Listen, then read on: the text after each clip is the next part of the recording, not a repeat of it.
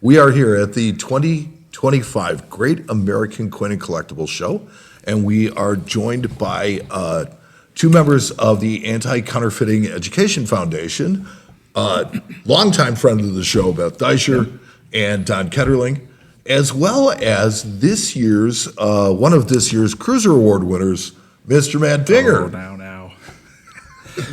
Glad to be here. So congratulations, Matt. It's weird, but thank you. Thank you so much. I kind of like to let Don do his thing and talk a little bit about what it is that they're doing and what they've done and why we're here today.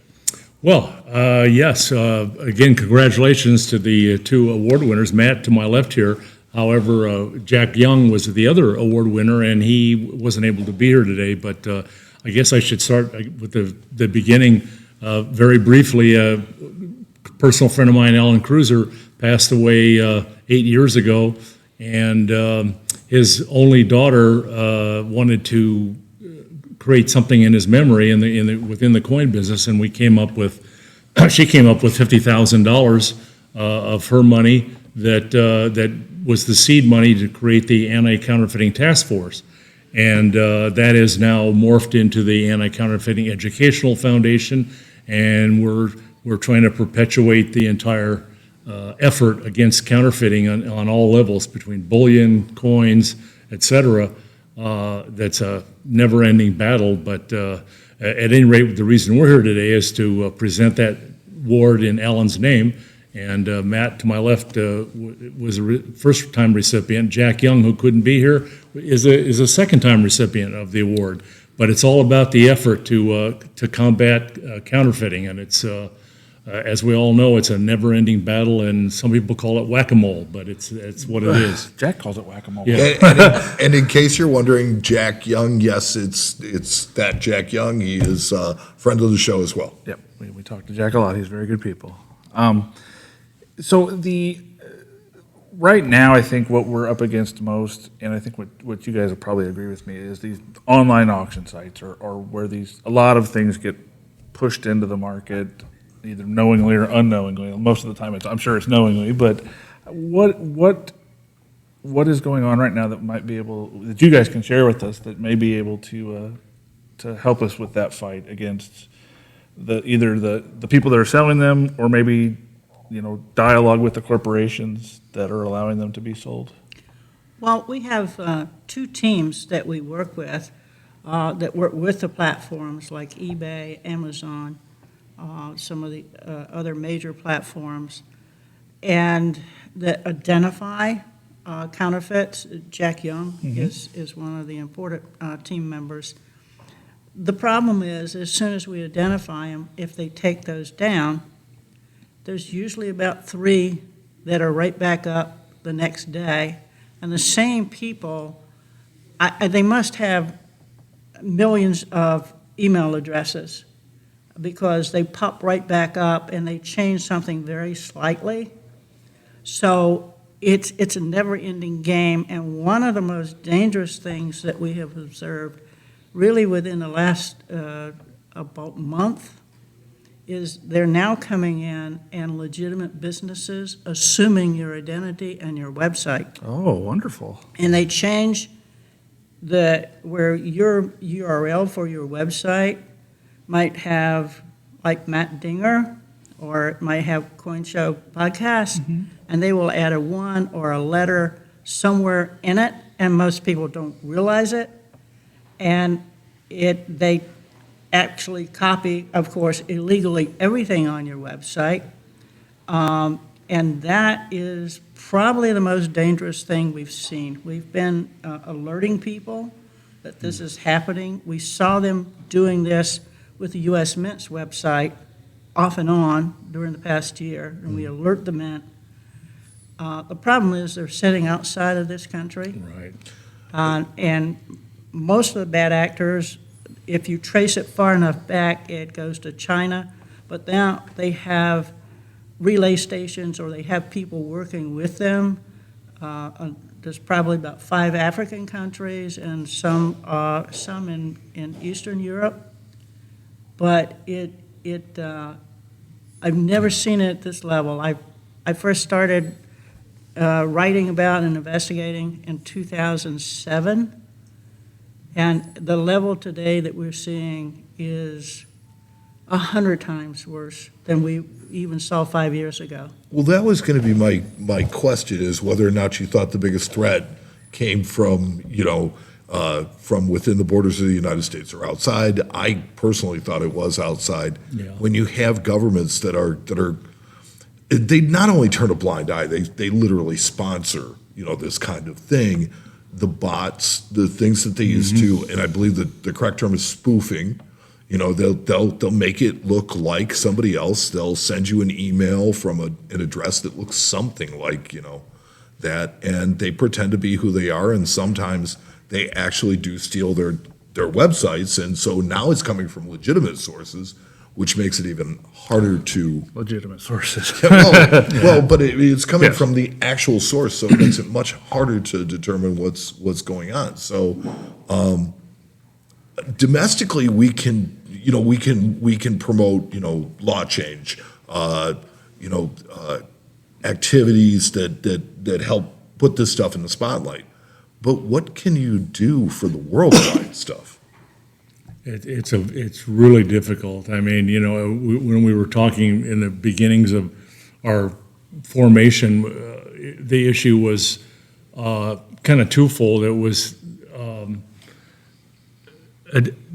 finding a case, a big enough case that would get the publicity that would draw attention, because it's all a matter of attention. But the other side of it was having to do with, well, if we want to, education is one of the words in our educational foundation, and education is the best defense against counterfeiting. However, when we're educating the public, we're educating the counterfeiters. That's right. And that's the dual sword that gets us all. So I remember working with NGC at a fun show a few years ago. It must have been before COVID. And the same thing we were talking about, we had a little seminar about counterfeiting and all that, but we were going to put things on the website, but then there was the issue about, the grading services have a lot of counterfeits and a lot of things that they know about that are counterfeit, that if they put up on the website to educate people, again, the counterfeiters will get another jump and they'll go one step ahead. It's like a battle. So, it's a tough thing. It just requires constant effort. Are you familiar with Swiss bank notes? Vaguely. They started embedding augmented reality into them, which is something that can be done with your cell phone to verify it. I think that a strategy like that might be the thing going forward, right? Because it does put the verification in the hands of it's the all consumer. costs and the expense of doing that and the efforts, and somebody's got to sort of get up and do it, and then there's the money issue, and it's look at what the grading services have done. How the first holders that came out in 1986 to what we have now with all the embedded things and the chips and all that. Well, that's all advancements, but again, they got to keep going. And I remember when they said, "Oh, here's how we're going to protect you from a counterfeit coin. Just look the serial number up on the website." Well, the problem is the counterfeiters did that too, and they just duplicate the serial number. So you look at that number up, and there's the coin, but you got to match the picture. And that's the other part of it. If you've got a good picture, then you can, if the coin doesn't match, you'll know right away. But sure, the government is always going to have an interest, though, in they spend an awful lot of money to abate counterfeiting, and right. So it's in the budget. It's something there. They just have to find newer and fresher ways. Right. Yeah, I think the one thing that I always hear people asking, well, why doesn't the Secret Service get involved? Well, unfortunately, I believe the Secret Service has bigger fish to fry, and that's kind of what they're doing at the moment as far as counterfeit collectibles go, because at the end of the day, I mean, obviously coins is our market. It's something that we love tremendously, but in the grand scheme of things, it's not a gigantic collectible market. It's dwarfed by things like sports cards and Pokemon cards and stuff like that. Well, along the lines is, we in the coin business, we don't have the clout that Versace has or Exactly. Gucci when they're counterfeiting these bags that come from overseas. But the other part of it, to your point, is that early on, trying to get the Secret Service involved, they looked at a counterfeit 1893 dollar as $1. Yeah.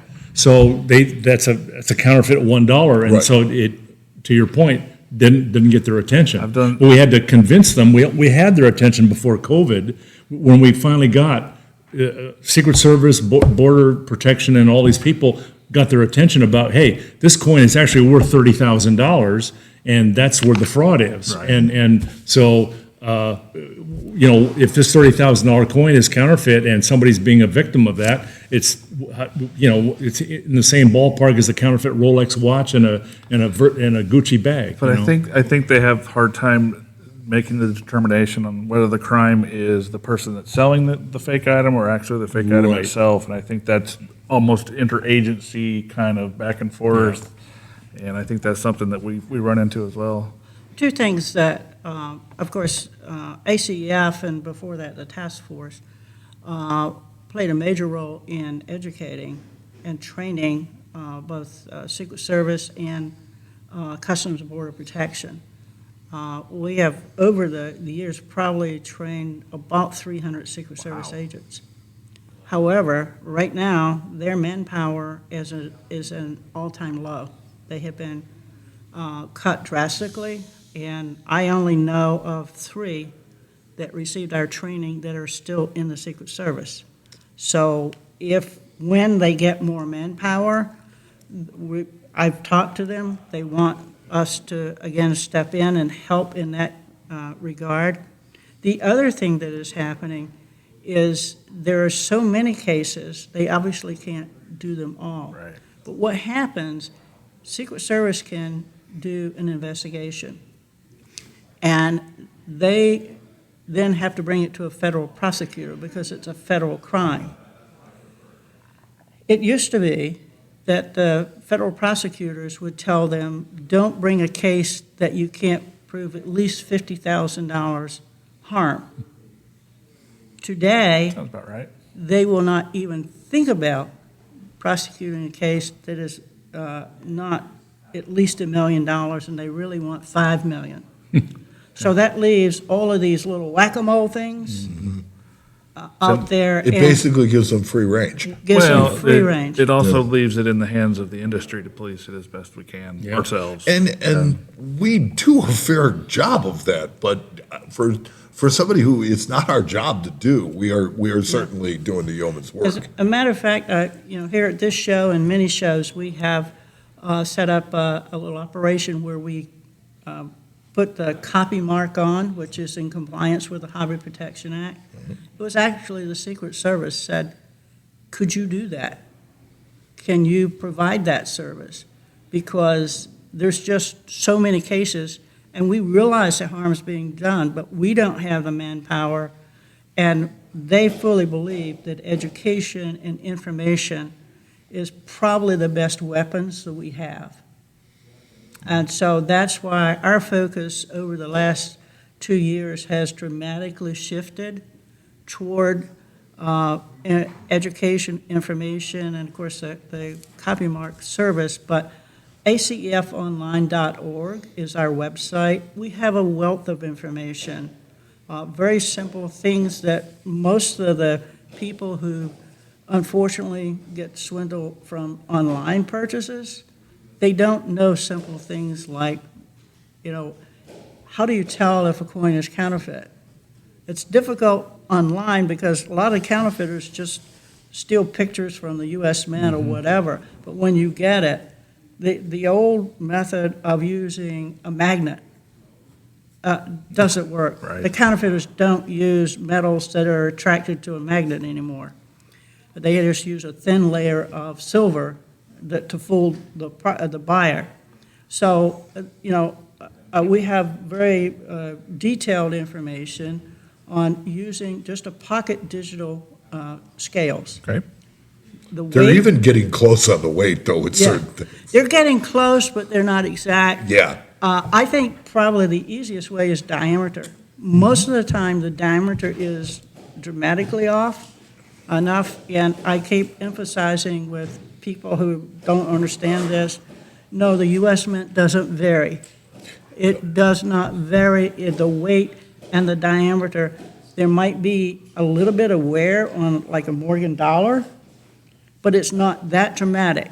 If you see enough of these, you realize how far it is off. You know, all of the dealers and people who collect on a regular basis, pretty much they can pick up a Morgan dollar and tell you the weight is off. Yes. That's the first clue. But, you know, the people who are coming in and think, well, I want to collect, they don't really have that skill. But we do have a lot of basic information to help people. And so that's really where we're trying to go these days, is much more in education of the consumer. And that web address again is? acefonline.org. I'd like to chime in with sort of on the cynical side. I've seen personal cases.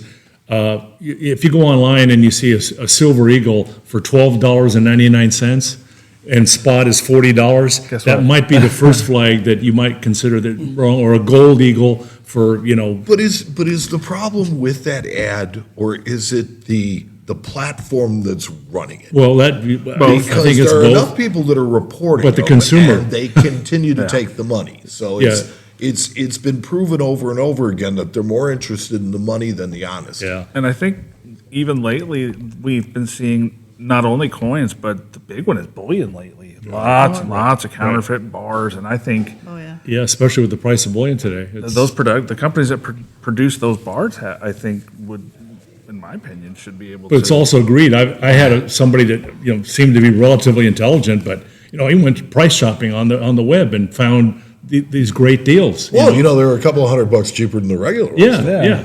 Well, and often we have that little section of report a counterfeit. And sometimes I'll just pick up the phone and call these people and say, why wouldn't you at least think twice about, silver is like $44 an ounce. Are you really think that you can buy an American silver eagle that is 1 ounce silver for less than half of that? And we said, well, yeah, it's on sale. It's never on sale. Yeah. The public has no understanding of the precious metals market. Yeah. That's another thing that we say, check the price of gold and silver before you buy, and it's available everywhere. They're basically money, and you have to understand that you should treat them as such. You can't buy a $1 bill for less than $1. You just can't do it. Right. But the general public thinks that silver and gold is just like buying the latest fashions or the latest shoes that come September or the off season, you're going to be able to buy it for 60 and 70% off. Oh, but that's a 1965 gold bar. Come on, let's sell that section. It's just the mindset of consumers today. It's really difficult for them to comprehend that everything does not go on sale. And I said, well, this is the exception to the rule. We even have a section that explains how the precious metals markets work and the difference between London gold, what the commodities market is here in the United States, but what spot price is. Fundamentals of that nature are where we have to get a better understanding. I often find myself educating the general public when they come in to buy metal in my shop. It's, Oh, yeah. You have to. Well, I always feel that smarter customers are going to shop with us anyway. Yeah. Well, hey, that's what. Yeah. But I think that the framework is here right now for us to make inroads into this problem. I think we have the right people, we have the attention of the right people.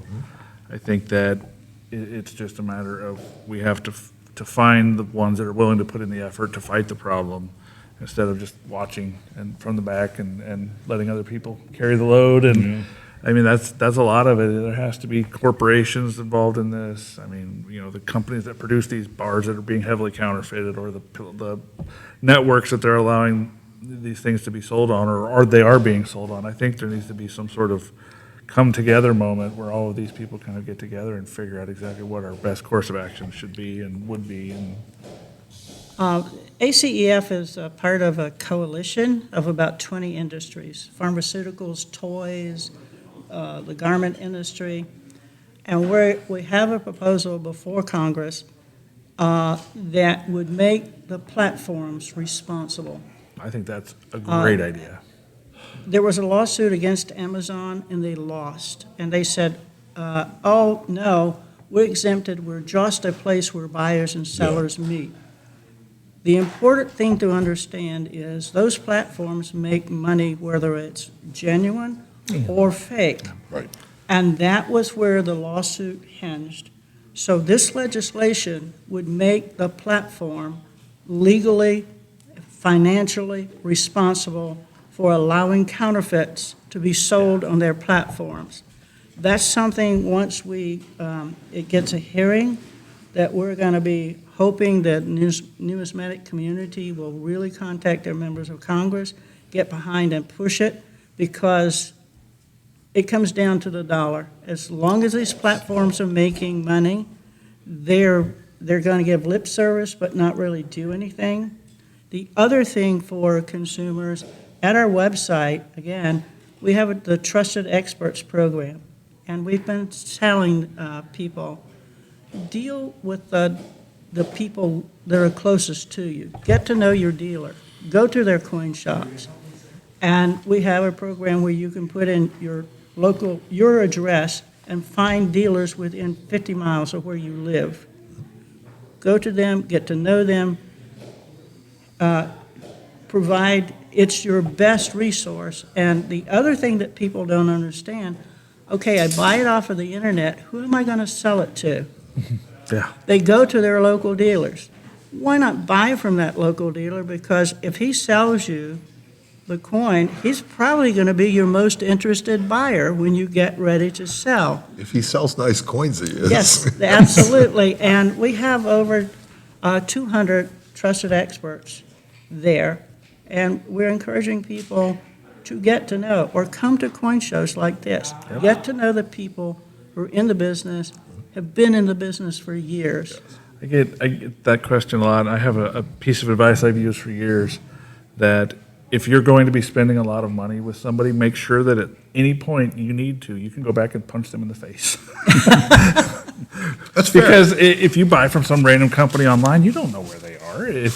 If they're going to take your money, you don't have anywhere to go and say, hey, I want my money. This is a problem. They just disappear and they're gone. Whereas if you buy locally or from a person, you actually have that connection and that ability to say, hey, this is the person, this is where they are, and not literally punch them in the face, of course. But Well, sometimes. No. Violence is never the answer. Okay, but sorry. Again, that information is on acef.org. That's the Online. wealth online. ACF online. .org. ACF. And, I just want to say that yes, money is power, and that's generally what happens. We showed, the other day with something that happened here. It's like, it also has to do with where you spend your money. So it's not just Amazon, has all this money and they're going to have this power. You have power to vote with your money too, and Yep. you should look out for people that look out for you. So I think that the platform should definitely be, it's like a newspaper. The newspaper was always responsible for the ad that it ran. Absolutely. well, Responsible media. that's right.